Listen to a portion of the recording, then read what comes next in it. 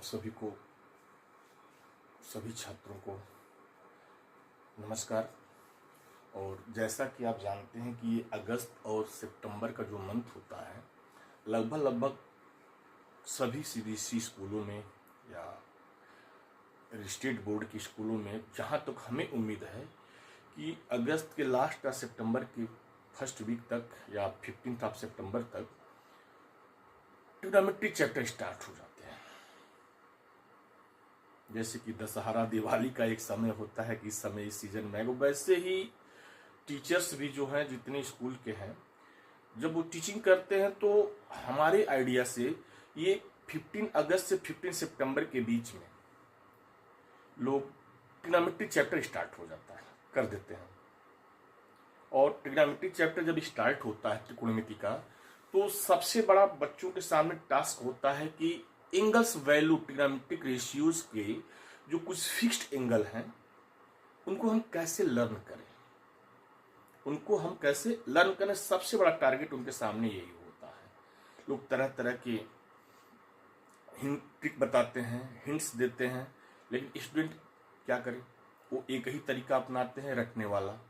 Sign 0 की value ए होगी, cos 0 की वैल्यू ए होगी, tan 0 की वैल्यू ए होगी, 90 ऐसे आएगा, 45 ऐसे आएगा। सबके सामने ये मन में ये रहता है और रटते हैं बच्चे। तो हमने देखा कि आप देख भी रहे होंगे यूट्यूब पे भी, रील्स पे भी, और सब लोग अपना अपना व्यूज देते हैं, अलग अलग तरीके से बताते हैं। उसमें से एक ये भी तरीका है कि फिंगर रूल। अब वो फिंगर रूल है क्या?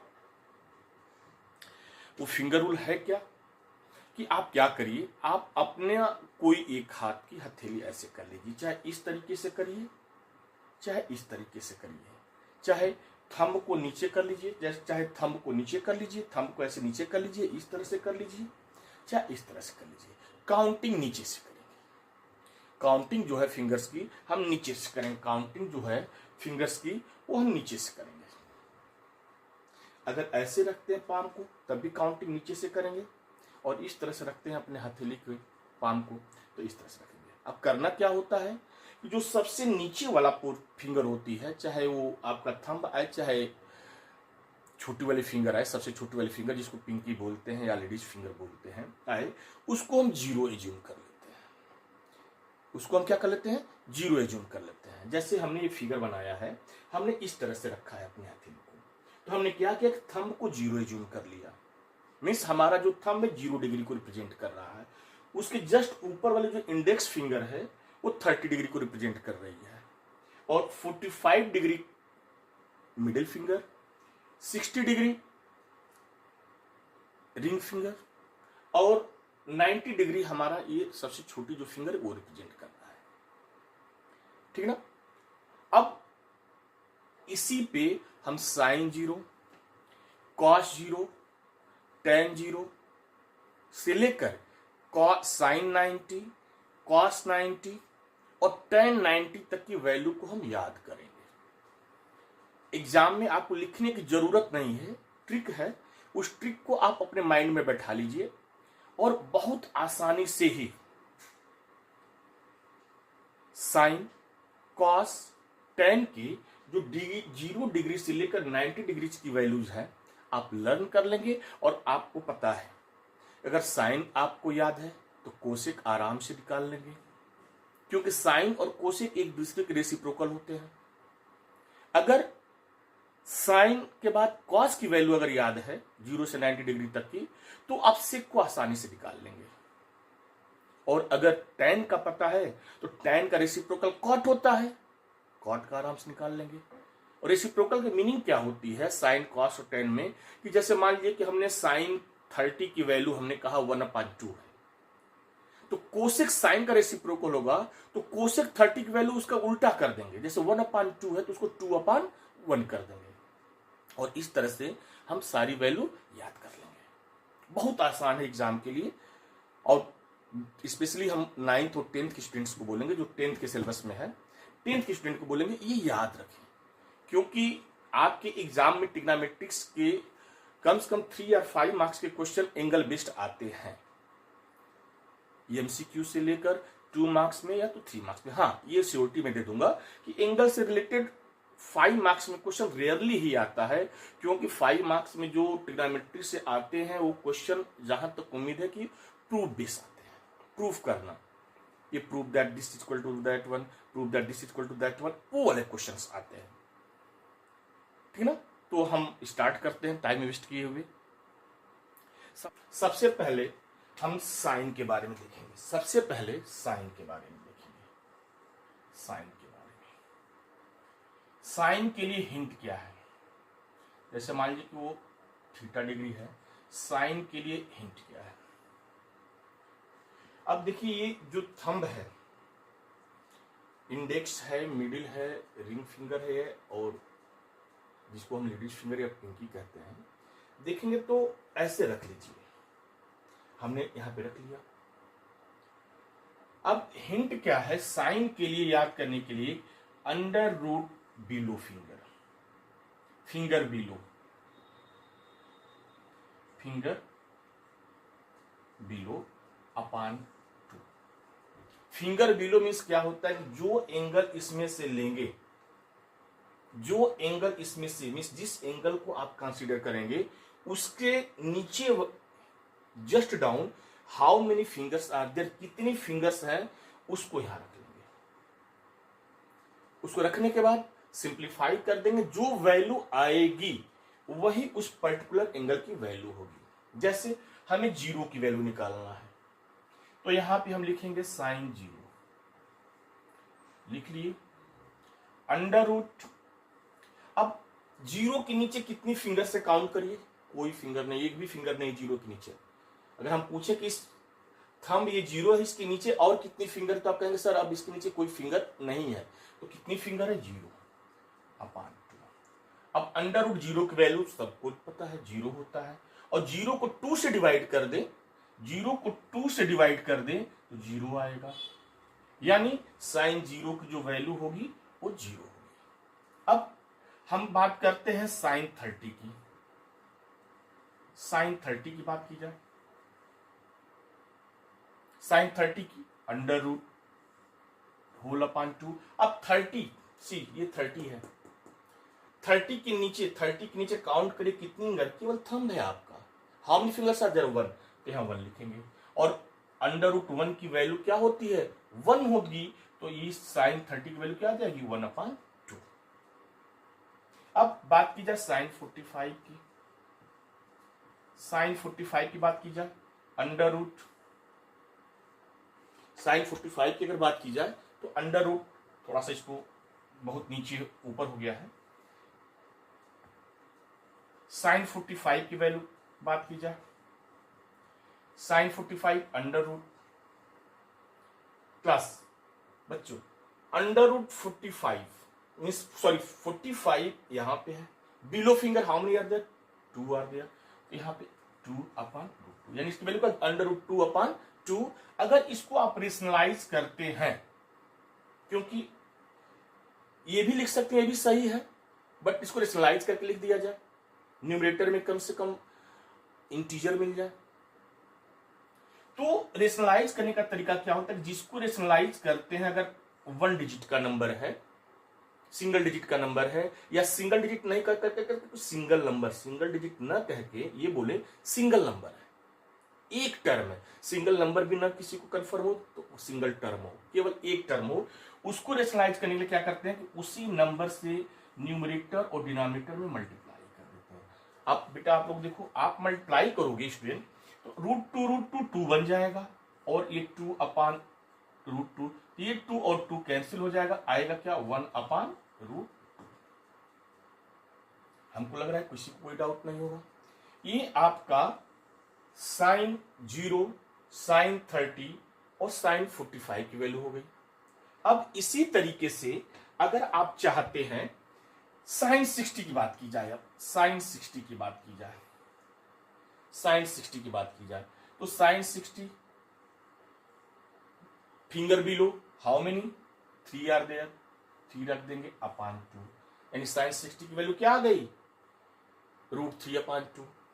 साइन 90 की बात की जाए अंडर रूट फिंगर बिलो। अब आप बताइए ये 90 इसके नीचे कितनी फिंगर्स है, 4 है, तो यहाँ 4 हो जाएगा अपान 2, और रूट 4 की जो वैल्यू होती है 2 होती है, 2 अपान 2 इक्वल टू 1। ये आपका साइन का। देखिए कितना आसान है, कितना इजी है, आपको रटने की जरूरत ही नहीं पड़ेगी।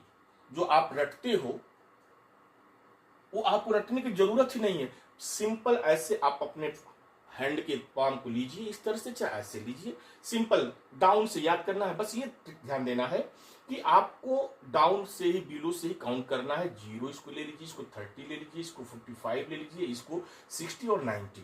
और ट्रिक क्या है, under root below finger, finger below, या numbers of finger below to the particular angle.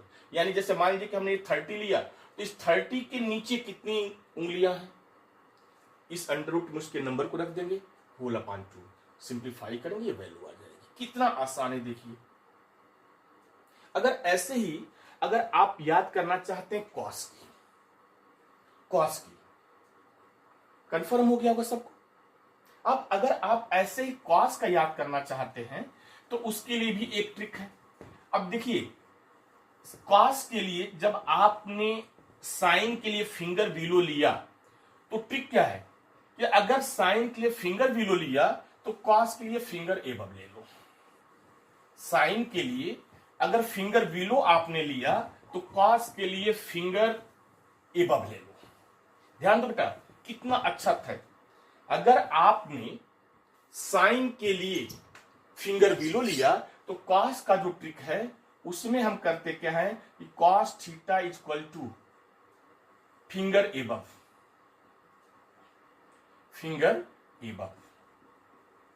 Upon 2, finger above upon 2।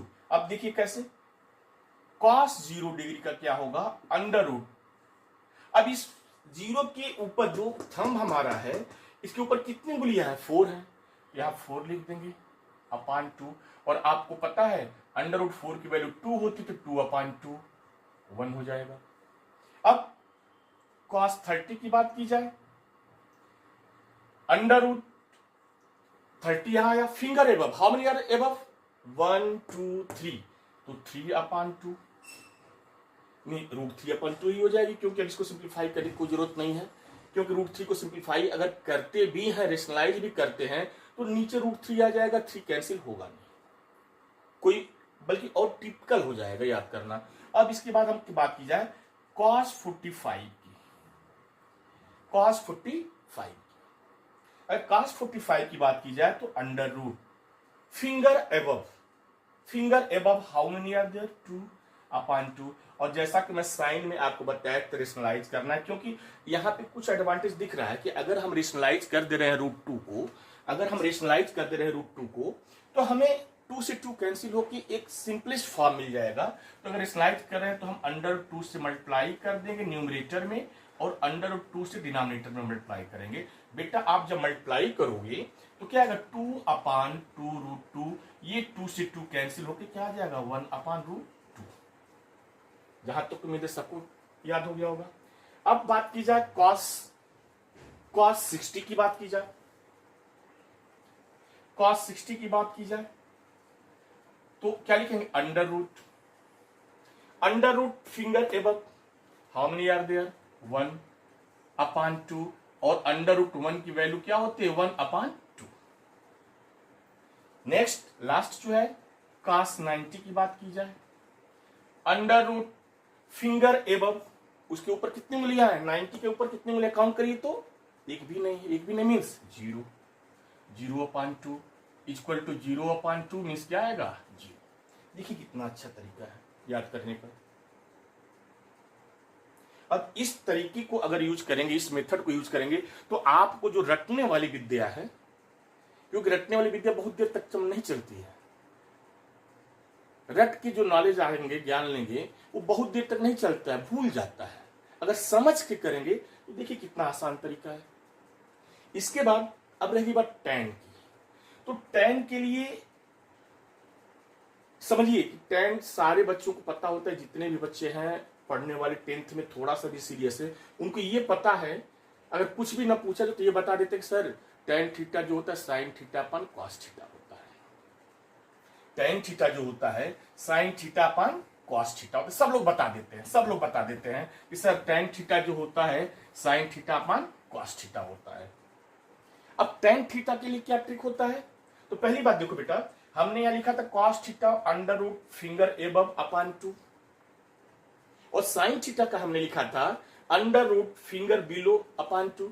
अब मेरी बात ध्यान से सुना कि आप जानते हो कि टेन थीटा जो होता है sine theta upon cos theta होता है, sine theta upon cos theta होता है। तो साइन थीटा के लिए ट्रिक क्या था? Under root finger below upon 2, under root finger below upon 2, और कॉस के लिए हम लोग क्या लिखा था? Under root finger above upon 2। तो बेटा 2 से 2 कैंसिल हो गया, तो बचा क्या? क्या बचा आपका? Under root finger below upon under root finger above, under root finger above, यही तो बचा। तो हमें नया ट्रिक क्या मिला टेन के निकालने का? टेन के निकालने का सबसे अच्छा ट्रिक क्या मिला कि टेन थीटा अगर निकालना है, टेन 0, टेन 30, टेन 45, टेन 60 या टेन 90 निकालना है, तो हमें ट्रिक क्या मिल गया कि ये अपनी उंगलियां ऐसे करेंगे चाहे ऐसे करेंगे। तो न्यूमरेटर में अंडर रूट फिंगर बिलो और डिनोमिनेटर में under root finger above, means under root finger below upon under root finger above.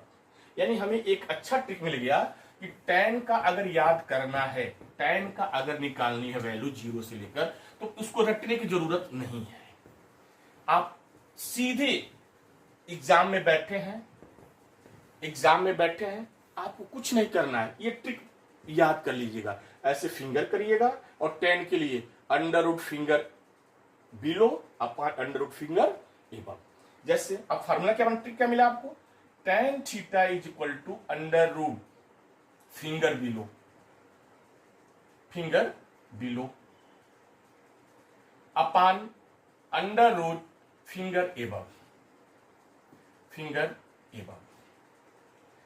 अब जैसे हम टेन 0 की बात की जाए तो अंडर रूट 0 के नीचे कितनी उंगलियां हैं? काउंट करके देखिए, 0 है, और एबव कितनी है? 4 है। तो 0 अंडर रूट 0 की वैल्यू क्या आती है? 0। तो 0 को अगर 4 से डिवाइड करते हो आप तो क्या आएगा? 0। कितना आसान है। 10 यहां पे 0 लिख दिया जाए, टेन थीटा ना लिखेंगे बेटा, यहां पे 0 लिख दें। अगर टेन 30 की बात की जाए, अंडर रूट फिंगर बिलो से 30 के नीचे कितनी उंगलियां हैं? 1 है, 1 upon under root finger above, how many are there? Root 3। Root 1 की वैल्यू 1 आएगी, रूट 3 तो है, ऐसे ही रह जाएगा। देखिए टेन 30 की वैल्यू 1 अपान रूट 3 आ गई। टेन 40 की बात की जाए, टेन 45 की बात की जाए, अंडर रूट फिंगर बिलो, इसके नीचे कितनी फिंगर्स हैं? 2 finger above, how many are there? 2, cancel हो गया, क्या आया? 1। कितना आसान है, देखिए कितना आसान है, बस आपको ट्रिक याद होना चाहिए। और आज बैठ के मन किया पढ़ाने के लिए, तो फिर मैंने अपना व्हाइट बोर्ड उठाया और से एडजस्ट कर लिया, कहा कि बैठ के पढ़ाएं, थोड़ा देखें क्या इंटरेस्ट आराम मिला। लेकिन बैठ के पढ़ाने में इंटरेस्ट नहीं, आराम नहीं मिल रहा है, बैठना पड़ रहा है, उठना पड़ रहा है, फिर आगे बढ़ना पड़ रहा है, और खड़े के पढ़ाने का मजा ही आता है। एक टीचर को खड़ा होकर ही पढ़ाना चाहिए, लेकिन आज मन किया कि चलो हेमन ऐसे पढ़ा दो, तो पढ़ा दे रहे हैं। अब देखो बेटा, किसी को ये ना लगना, कमेंट ना करना कि हाँ सर बैठ के पढ़ा रहे हैं आप, ऐसे टीचर नहीं पढ़ाते। ऐसे मन कर दिया कि चलो आज बैठ के पढ़ाया जाए, छुट्टी थी तो बैठ के ही पढ़ा रहे हैं। और दूसरी चीज कि अगर ये फार्मूले आपको समझ में आ रहे होंगे तब, ये नहीं कहूंगा कि मतलब कि नहीं समझ में आ रहा है तब, अगर समझ गया होगा, ट्रिक अच्छा लगा होगा, तो मेरे वीडियो को सब्सक्राइब कर दीजिएगा, शेयर कर दीजिएगा और लाइक भी कर दीजिएगा। और कोशिश करिएगा कि जो पढ़ने वाले बच्चे हैं, आपके फ्रेंड हैं, फ्रेंड टू फ्रेंड, इसको शेयर कर दीजिएगा और सब्सक्राइब करा दीजिएगा। रिक्वेस्ट है आपसे। अगर अच्छा लगे, ट्रिक समझ में आया हो तब। न समझ में आया हो तो शेयर करने कोई फायदा नहीं। जब आपको नहीं समझ में आया तो दूसरा बच्चे की क्या गारंटी लीजिए कि उसको भी समझ में आया होगा। तो हम ये नहीं कहेंगे कि अगर नहीं समझ में आए तो आप शेयर कर दीजिए, चलिए हमारा काम हो गया, नहीं, ऐसी कोई बात नहीं।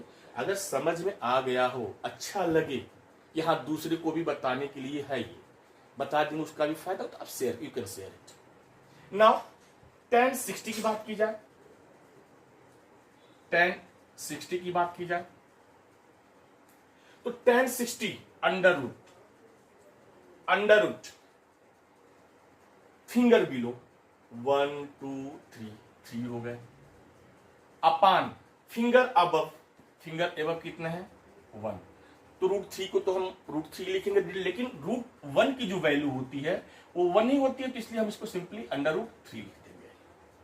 लास्ट क्या है 1090 under root finger below, how many are there 1 2 3 4 upon finger above 90 के अबव कोई भी नहीं, 0, तो 0 अंडर रूट 0, ये क्या आएगा 2/0। अब क्लास यहां टीचर्स बताते हैं कि पहले इसकी वैल्यू लिख दे रहे हैं, ये नॉट डिफाइंड होता है, नॉट डिफाइंड होता है। अब बेटा थोड़ी सी एक बात पॉइंट आउट करना चाहता हूं। टीचर्स जब 10 की वैल्यू बोलते हैं या कह सकते हैं आपकी कोसेक 0 की वैल्यू बताते हैं, जहां पे नॉट डिफाइंड होता है, तो जनरली टीचर कह देते हैं कि बेटा नॉट डिफाइंड, इसको हम इन्फिनिटी मान सकते हैं, इसको हम इन्फिनिटी मान लेते हैं। लेकिन एक तरह से मैथमेटिकल देखा जाए तो नॉट डिफाइंड और इन्फिनिटी में बहुत ही डिफरेंस है, बहुत ही डिफरेंस है। लेकिन हम लोग क्या करते हैं कि बेटा नॉट डिफाइंड मींस, मैं भी पढ़ाता हूं स्कूल क्लास में तो बोल देता हूं कि not defined means generally all of infinity लिख दो बेटा, लेकिन ये गलत है, दिस इज रॉन्ग। अब जैसे मैंने एग्जांपल कहा कि आप सारे नंबर्स को ऐड कर दीजिए, जैसे हमने कहा you add 1 + 2 + 3 + 4 + 5 + 6 + 7 + 8 + 9 up to so on, तो बेटा वो उसकी वैल्यू इन्फिनिटी आएगी। क्यों? उसका एडिशन बहुत बड़ा आएगा, बहुत बड़ा आएगा, लेकिन आएगा तो ऐसा तो आप नहीं कह सकते हैं कि सर वैल्यू ही नहीं आएगी। अगर हमने कहा कि आप -1 -2 -3 -4 ऐसे लिखते जाइए, तो आप ये कह सकते हैं कि सर बहुत लंबा हो जाएगा, बहुत दूर तक जाएगा, सर इसका कोई अंत नहीं है। जिसका कोई अंत नहीं है उसको इन्फिनिटी बोलते हैं। और नॉट डिफाइंड का मतलब क्या, सर हम कर ही नहीं सकते हैं, वैल्यू आएगी ही नहीं। जैसे इसकी मीनिंग क्या हो गई कि 0 का टेबल आप काउंट करिए कि 2 आए, अगर 2 नहीं आ रहा तो 2 से लेस आ जाए, लेकिन बेटा 0 का टेबल कितने बार भी काउंट करेंगे तब भी वो 2 इक्वल नहीं आएगा, और 2 से लेस भी जो आएगा तो उस 2 के एग्जैक्ट पास नहीं आएगा। रिमाइंडर तो यही करता है कि उस तब तक डिवाइड करते जब तक वो वैल्यू ना आ जाए या उससे कम ना आ जाए। अब कम का मतलब ये नहीं होता है कि 2 को अगर 4 को 2 से डिवाइड करें, एक बात कह रहे एग्जांपल दे रहे हैं, तो सर 2 2 जब 4 नहीं होगा सर 2 0 0 नहीं, तो 4 का डिफरेंस हो गया ना, तो ऐसा नहीं होता है। तो यहां पे कहने का मतलब सर कि वैल्यू आएगी ही नहीं, ना ही 2 आएगा और ना ही 2 से छोटी वैल्यू आएगी। अगर 2 से छोटी वैल्यू है तो 0 ही आएगी, जबकि रूल क्या होता है कि अगर कोई नंबर किसी दूसरे नंबर से डिवाइड होती है तो जो रिमाइंडर हो सकता है 0 हो सकता है, 1 हो सकता है, 2 हो सकता है, और कह सकते हैं जो डिवाइजर होता है, जो भाजक होता है, उससे 1 लेस हो सकता है, उसके बराबर रिमाइंडर नहीं आएगा। यहां तो बहुत ज्यादा लेस हो गया, तो कह सकते हैं कि सर इसको डिवाइड ही नहीं कर सकते, तो वहां पे बोला जाता है नॉट डिफाइंड। ठीक है बेटा, आज इतना ही। अब किसी दूसरे दिन क्लास में आप लोगों को ट्रिग्नोमेट्री से रिलेटेड कुछ क्वेश्चंस एक एक क्वेश्चन जो बोर्ड में पूछे जाते हैं, इंपॉर्टेंट क्वेश्चन जो बोर्ड में आना ही है, चाहे सेट 1 में आए, चाहे सेट 2 में आए, चाहे सेट 3 में आए, जो सेट्स होते हैं पेपर के, तो क्वेश्चन मैं दूंगा और उसको सॉल्व करूंगा, एक एक दो दो क्वेश्चन सॉल्व करके आप लोग को बताते जाऊंगा। ट्रिग्नोमेट्री का ही नहीं, और कुछ चैप्टर्स हैं जिनके क्वेश्चंस जो है कि फिक्स रहते हैं, वही पूछते हैं या उसके जैसे पूछते हैं। ओके, अगर हमारी वीडियो फिक्स रिक्वेस्ट है, अगर अच्छा लगा, समझ में आया, तो सब्सक्राइब कर दीजिएगा, शेयर कर दीजिएगा। ठीक है बेटा, थैंक यू।